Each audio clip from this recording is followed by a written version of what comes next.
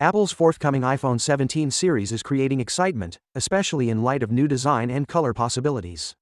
One significant change is the discontinuation of the iPhone Plus in favor of the new iPhone 17 Air, which is thinner and lighter in design.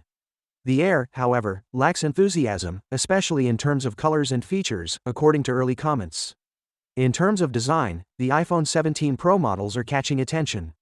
They feature a bright orange hue, a departure from last year's desert titanium, as well as a new gray and a one-of-a-kind liquid glass finish that interacts to lighting and complements iOS 26's new visual design.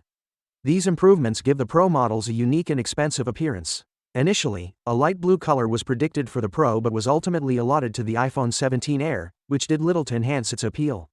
The base iPhone 17 models are more fun, with colors including purple, green, and steel gray. The purple and green varieties, in particular, have been warmly appreciated due to their fresh and joyful atmosphere. According to a recent study, more than 56% of customers chose the iPhone 17 Pro for its colors, while 31% favored the original model and only 12% preferred the new Air, indicating that it may struggle to acquire momentum. The Air's limited battery and lack of outstanding features may result in similar poor sales to the defunct Plus models.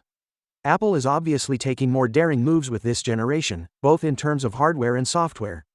Apple is pursuing visual innovation, especially with the Pro's new materials and iOS 26's liquid glass UI, which complements the hardware look, while Samsung's next Galaxy S23 and Google's Pixel 10 are believed to prioritize performance over design. It is unclear whether these adjustments would appeal to Android consumers, as platform loyalty remains strong. The iPhone 17 Pro's vibrant colors, sophisticated design, and new software features, however, may make it the most visually and operationally enticing Apple product in years for existing iPhone customers, especially those considering an upgrade. Finally, what are your thoughts about it? So without being said, let me know your thought in the comment below, and if you are new here, please subscribe. Peace out.